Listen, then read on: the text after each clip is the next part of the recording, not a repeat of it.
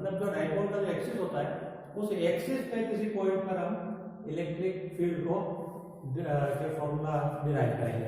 यहाँ हम देखें ये डाइपोल है, इस डाइपोल में दो चार्ज है, एक तो ये प्लस क्यू चार्ज है, ये जो क्यू चार्ज है प्लस क्यू चार्ज है, और ये जो दूसरा चार्ज है ये माइनस क्यू चार्ज है। Both charges are separated by distance 2n। 2n दोनों के बीच में डिस्टेंस है, ये इसका मिड पॉइंट है। अब इन दोनों को जो चार्जेस को जोड़ लें तो ये जोड़ने वाली जो लाइन बन रही है, इस लाइन को चाहे इस तरफ आगे बढ़ा दें चाहे इधर आगे बढ़ा दें, तो ये जो लाइन बनेगी ये एक्सिस कहलाती है। इस लाइन के पर एक पॉइंट हम मान लेते हैं ए है, ये जो ए पॉइंट है, इस ए पॉइंट पर आपको इलेक्ट्रिक फील्ड जो है वो निकालना है।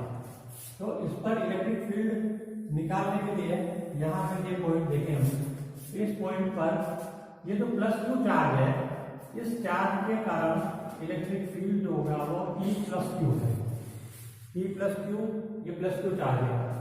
इसी तरह से ये जो माइनस क्यू चार्ज है, इसके कारण जो फील्ड होगा वो E माइनस क्यू होगा। E प्लस क्यू इस तरफ होगा, E माइनस क्यू इस तरफ होगा। ऐसा क्यों है? ऐसा इसलिए है कि ये जो प्लस क्यू चार्ज है इससे दूर जाता हुआ फील्ड होगा, और ये जो माइनस क्यू चार्ज है उसकी तरफ जाता हुआ फील्ड होगा। माइनस क्यू का जो फील्ड है वो इसलिए इस तरफ होगा और प्लस क्यू का फील्ड इस तरफ होगा। अब हम देखें कि इसका मैग्नीट्यूड क्या होगा। ये जो फील्ड है E plus Q vector E plus Q equal to के क्यू अपॉन डिस्टेंस का स्क्वायर। तो डिस्टेंस कितनी है इस पॉइंट की, इस प्लस क्यू से डिस्टेंस कितनी है? r माइनस है। कैसे है r माइनस है? क्योंकि यहां से यहां तक की डिस्टेंस है r और यहां से यहां तक की 2 है। तो ये जो डिस्टेंस बनेगी ये डिस्टेंस बनेगी a, ये जो डिस्टेंस बनेगी वो a बनेगी। तो यहां से यहां तक r है, इसमें से a माइनस कर देते हैं, डिस्टेंस आएगी r माइनस a। ठीक है, तो ये r माइनस a डिस्टेंस हो जाएगी। तो E plus Q equal to के Q upon r minus a का स्क्वायर। और इसकी जो डायरेक्शन क्या होगी? ये डायरेक्शन होगी p कैप। ये p कैप की डायरेक्शन ये है, जो वेक्टर p है इस वेक्टर p की डायरेक्शन ये है, और इसकी डायरेक्शन में ये है E प्लस क्यू। तो ये p कैप की डायरेक्शन हो जाएगी, ये वेक्टर है p की डायरेक्शन है। अब आते हैं electric field due to minus Q.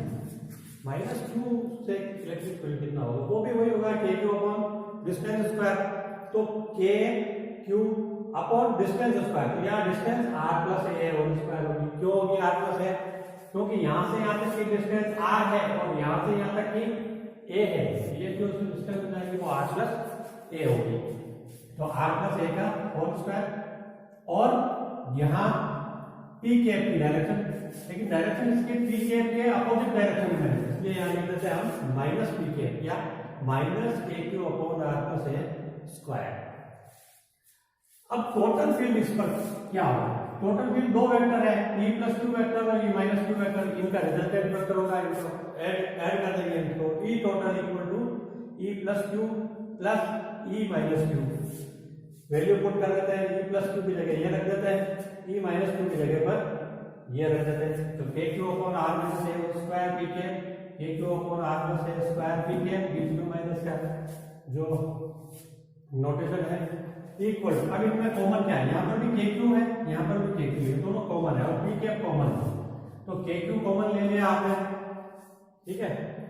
यहाँ क्या रहेगा? 1 अपॉन के क्यू अगर आपने यहाँ बाहर ले लिया, यहाँ बचेगा 1 upon r minus a square, ये आ जाएगा यहाँ पर। और यहाँ के क्यू बाहर चला गया, 1 upon r plus a square minus 1 upon r plus a square, और दोनों में जो p है इसको यहाँ बाहर लिख दिया। फिर के क्यू, अब ये जो आपके पास का आया ये ये जो आपके पास में जो रेशियो आया है, दो रेशियो है, एक ये और एक ये, इन दोनों को सोल्व करते हैं। तो यह एलसीएम लेंगे, इसका और इसका एलसीएम, इन दोनों का एलसीएम क्या है? r प्लस a और r माइनस a, दोनों में होल स्क्वायर है, सबको एक साथ स्क्वायर करेंगे। और ये वाला जो पोर्शन है वो इधर आएगा, ये वाला इस तरफ जाएगा। तो r plus a square minus r minus ये जो है ना r माइनस a, ये इधर जाएगा, ये आ जाएगा r माइनस a का होल स्क्वायर। अब a plus B whole square और a minus B whole square का फॉर्मूला लगाएंगे हम। तो a R square plus 2RA plus A square, या जाएगा R square plus 2RA plus A square, और A minus B whole square का जो हम फॉर्मूला यूज करेंगे तो आ जाएगा ये R square minus 2RA plus A square, और ये जो बीच में है यहाँ पर माइनस का सिंबल रहेगा। ठीक है, अब इसको आगे और सॉल्व करेंगे। KQ तो है ही है, R square plus 2RA plus A square minus R square, और ये माइनस माइनस प्लस हो जाएगा, और ये माइनस प्लस या माइनस हो जाएगा, ये यहाँ पर आएगा। तो आप इस तरफ आएंगे, यहाँ देखिए E equal to KQ R square plus 2RA plus A square, ये minus R square plus 2RA minus A square, यह रहेगा। तो अब यहाँ देखें ये माइनस प्लस आर स्क्वायर है, ये माइनस आर स्क्वायर, दोनों एक दूसरे को कैंसिल कर देंगे, ये प्लस A स्क्वायर है, ये माइनस A स्क्वायर, ये दोनों एक दूसरे को कैंसिल कर देंगे। क्या आपके रहेगा यहाँ पर 2RA और ये 2RA और 2RA को जोड़ लेंगे, जुड़ जाएंगे, 4RA हो जाएगा। ठीक है, KQ 4RA अपॉन, इसको देखिए हम वापस, R प्लस A और R minus A plus B A minus B, क्या होगा A square minus B square, तो यह यहाँ पर आ जाएगा R square minus A square का whole square, R square minus A square का होल स्क्वायर। अब हम आगे आए कि KQ, ये जो K Q, इस 4RA को दो किस तरह से लिख सकते हैं, 2A into 2R, 2A into 2R ऐसे लिख सकते हैं ना 4RA को, तो 2A इंटू 2R यह करते हैं, KQ आपके पास में यहाँ है ही है, और P कैप ये है, ठीक है, और upon R square minus A square है। अब ये जो आपका Q इंटू 2A है, ये Q इंटू 2 है, ये डाइपोल मोमेंट है, डाइपोल मोमेंट, तो हम डाइपोल मोमेंट को इसी तरह से डिफाइन करते हैं, Q इंटू 2 है, तो इसकी जगह हम क्या लिख देंगे, P लिख देंगे, P, तो ये आ जाएगा KP into 2R, KP 2R को 2 आगे लिख दिया, 2KPR अपॉन ये वाला ऐसा कैसे यहाँ होगा, shift is equal to 2KPR upon R square लिख दिया। अब ये कैसे लिखेंगे कि अगर हम ये करते हैं कि ये जो आपका R है, ये जो R है, इस R के जो कंपैरिजन में A बहुत ही छोटा है, A is much smaller than R। ये जो डिस्टेंस है आपकी R, दोनों के बीच की जो मिड पॉइंट है डाइपोल का, उसकी पॉइंट से डिस्टेंस और दोनों के बीच की डिस्टेंस, डाइपोल के जो दोनों चार्ज है उनके बीच की डिस्टेंस, ये A बहुत छोटी है R के कंपैरिजन में, तो क्या होगा, A स्क्वायर जो होगा वो तो और छोटा हो जाएगा R स्क्वायर के कंपैरिजन में, है ना, ये और भी छोटा हो जाएगा।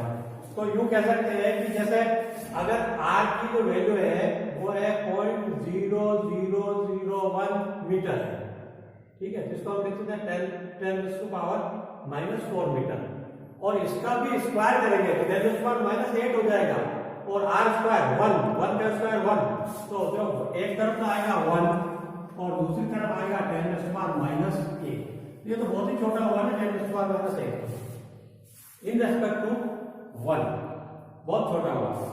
तो हम यूं कह सकते हैं कि A square is negligible with respect to R square, तो यूं कह सकते हैं कि A स्क्वायर को हम 0 मान लें, ठीक है, तो क्या रहेगा यहाँ पे, क्या बचेगा, A स्क्वायर इसकी जगह 0 कर देंगे तो क्या बचेगा, R स्क्वायर का स्क्वायर, ये R स्क्वायर का स्क्वायर, व्हेन लिख सकते हैं when R is much greater than A, then A square is negligible, तो is equal to 2KPR upon इसका भी स्क्वायर करेंगे, R स्क्वायर का भी स्क्वायर करेंगे, तो क्या आएगा, R⁴,